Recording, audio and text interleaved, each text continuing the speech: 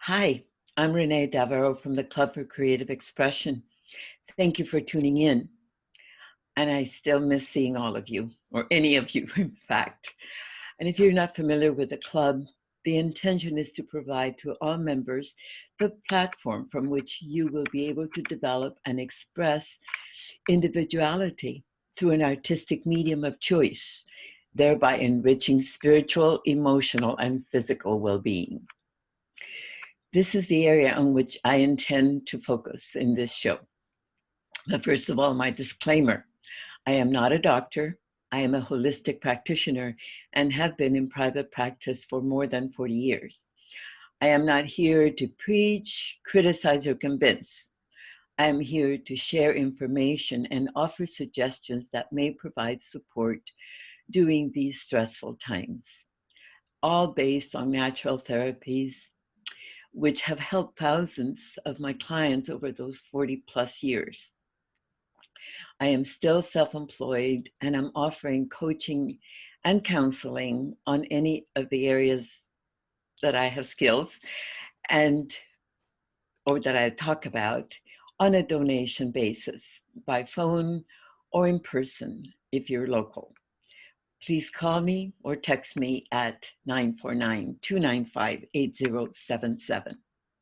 If you don't like or trust natural alternatives or holistic healing, this show may not be for you. But if you're curious, please stay with us. I want to briefly mention the very essential aspects of health before moving into the primary focus, just as a reminder in case you do need reminding. Exercise. Number one, it's essential. No ifs or buts. You must stay active, whether you choose online classes, rebounding, or develop your own routine, perhaps including yoga, weight training, and some type of aerobic activity. Also, there's no reason for not taking walks, long walks at that. Remember, physical activity will enhance lung resilience and endurance and can also enhance immunity by reducing maladaptive chronic inflammation. Number two, nutrition. The choices you are making are critically important to your health in so many ways. Stop eating processed, prepackaged, and junk food. If you're in the habit of buying any of those, you must realize that in the long run, your health and vitality pay the price. And in my eyes, it's slow suicide. If you don't know how to cook, perhaps this is a good time to learn. Much of stress-related eating will affect disorders of emotional suppression, depression, your appetite, insulin resistance, hypertension, arterial disease, and inflammation. All of these conditions suppress your immunity. Psychological stress coming from threat and causing the release of cortisol, noradrenaline, and causing chronic inflammation can also debilitate your immune system. Remember, if you want to minimize inflammation, consider first stopping the actions that sabotage you and create that inflammation. And please be aware that your thoughts as well as your attitude impact the level of inflammation in your body.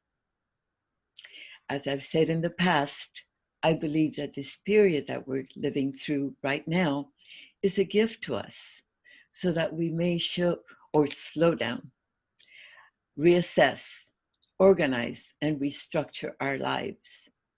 It is indeed a spiritual journey we're on, and not anything to do with religious beliefs. No, this is your journey, and it's really about the greater you and you. This is the opportunity in which we can meet ourselves and get to know what we're really about, to consider what you're here to do. not from ego-driven desires, but from deep introspection as you examine what your life has been about. I keep talking about conscience and awareness because without them, we live our lives by default and we feel victimized and powerless. We've been given free will and the extraordinary ability to create what we choose. But we must become conscious of that ability. Otherwise, we leave it all up to whatever is embedded in the subconscious to create based on the programming we opened ourselves to in the past, either as children, from TV, or even from our peers. So what is in the subconscious is what really runs or ruins your life. What I believe is being called for is an awareness of the self and the development of conscience and consciousness. I repeat, can't stress it enough. Energy flows towards what we give our attention to. So if your inner world becomes the focus of your attention, self-awareness is the gift. And by the same token, if we place all of our attention on our outer or external identity or personality, our egos become quite enlarged. Therefore, in choosing to focus on the inner, we can make tremendous strides in our growth and develop the conscience as well as the consciousness to change our perceptions as well as our lives. It really is about taking responsibility for ourselves. It's an incredible process through which you reestablish internal communication by remembering yourself and examining beliefs. And that was taught to me a lot of years ago by most extraordinary teachers. Gurdjieff and Ouspensky, if you ever want to research them. And you can learn a lot from them. Beautiful teachings. In my practice, I've had many a client realize that those beliefs are really self-limiting notions handed down by self or by well-meaning authority figures who really wanted to gain a type of control over actions and behaviors. Your actions and behaviors. So those beliefs then become truth for the accepting child or person. When those clients began to question and recognize how deeply ingrained the beliefs had become, they wanted to remove them and allow themselves the freedom to find out who exactly they were without those self-limiting subconscious thought patterns. They went on to adopt life-enhancing new patterns of thinking and acting. Again, my tool or that I've been using and recommend, because you see the conscious mind often gets in the way. So if you want access to the subconscious, hypnotherapy is my favorite tool. On your own, you may want to start meditating, but at any rate, it may be an opportunity for you to experience hypnosis and hypnotherapy. Sound nutrition and the releasing, mentioned above, of those subconscious beliefs are highly recommended. Remember, what you consume can alter your thinking patterns and behaviors. All that sugar causes, surges of insulin. It really impacts the way you behave, the way you think. So releasing destructive emotions such as resentment and envy can be achieved through hypnosis and other techniques. And again, those eating patterns will affect you and how you behave. Trust me on that. Okay, so as I said, journaling is another way of helping yourself, among other therapies.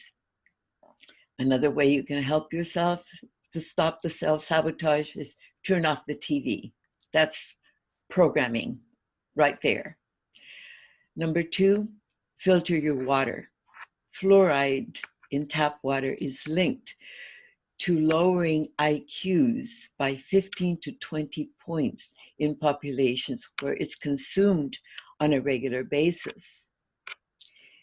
Listen and observe. Listen to your intuition. This is absolutely essential. As our world has been thrown into chaos, confusion is a disturbing outcome. With so many theories, ideas, regulations, restrictions, and what have you being disseminated, many are feeling kind of crazed by it all. My suggestion is to develop your intuition. It can serve as a really good BS detector or GPS. It is a practice to develop as you dive deeply and connect to your body and your feelings. Essentially, we are seeking truth, and it does get muddled. Therefore, connecting with our inner world may provide more truth than any news program or so-called authority figure can show us. We are designed to recognize what is true for us, but our abilities have gotten buried due to unwelcome programming and the overwhelming amount of information available. Number 4, practice presence, meaning being in present time, being in the present moment, rather than living in the past, daydreaming about future events or possibilities, or just wasting time and energy gossiping. Being present and getting into your body is a lot easier to begin with than developing awareness of your thoughts and emotions. So just connecting, to your feelings, learning to identify what you're feeling in the moment is a connection that is not encouraged in our society. We're actually trained to think our way through life rather than feel. And when that occurs, it's your very soul that is alienated. Plus, it's difficult to acknowledge your emotions when you don't connect with or identify with your feelings. When I speak of your creative expression, creativity, or authenticity, I am speaking of your very essence. So it's the very spark of the divine within each of us and the reason for existence. It's the very thing that is your uniqueness and longs to be expressed. It's the very thing that we take for granted and leads us into a robotic existence. And perhaps the reason we're being bombarded with AI or artificial intelligence. So most may not be aware or simply don't want to explore and develop the treasure within, opening our society to becoming the society of the brave new world written about so long ago. I found this article in the Wall Street Journal that speaks about this. And it states, today, cognitive scientists often compare the brain to hardware and the mind to the software that runs on it. But a software program is just information. And in principle, there's no reason why the information of consciousness has to be encoded in neurons. The Human Connectome project, launched in 2009 by the National Institute of Health, describes itself as an ambitious effort to map the neural pathways that underlie human brain function. If those pathways could be completely mapped and translated into digital OS and IS, the data could be uploaded to a computer where it could survive indefinitely. Does that sound like heaven or paradise? Valhalla? It's not surprising because scientism, as distinct from exploration and discovery using the scientific method, has ushered in a new era of material reductionism, so that religion, spirituality, or any other non-material aspect of reality that cannot be readily quantified have been stripped of relevance and meaning in our brave new world. That is deeply emotional for me, because I cannot see a world, I cannot imagine or want to envision a world without consciousness, without soul, without connecting to the very essence of your life. So in that scenario, if it does play out, there is no room for creativity or soul or unique expression. And to me, that is very sad. So what I'm pursuing with my work is to have others make a commitment to deeply dive in to access and refine that which is unique to the individual. It's essential during this chaotic period to connect with the divine essence within, so that we don't merely get carried away with the daily external occurrences and become confused, depressed, or ill because the mind is tripping out. Perhaps your health and well-being should be at the top of the list. Perhaps the following questions will take you in a direction that will support your ability to thrive during this difficult time. And here are some basic points. Are there distractions, relationships, or circumstances that disturb your balance, behavior, and even your attitude? Do you have relationships that have become toxic? By toxic, I mean, number one, A, the ones who pay attention to you only when there's something in it for them. B, and those who tease you or make you feel uncomfortable. They make fun of something that is meaningful to you. D, or C, actually, those who project their limiting beliefs on you and what you want to accomplish. D, and those who lie to you or about you. E, and those with whom you feel drained or exhausted. F, those who manipulate you and want to control you into becoming who or what they want you to be.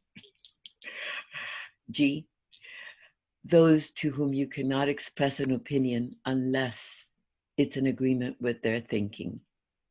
You know some of those.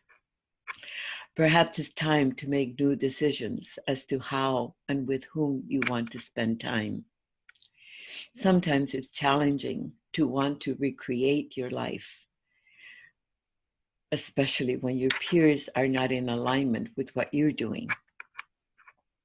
The need for approval from others can make setting boundaries a real learning experience for some. That might even become a very important part of your spiritual journey. Yes, negotiation and compromise are part of life, yet it's important to know when to draw the line and realize when compromise becomes self-sacrifice.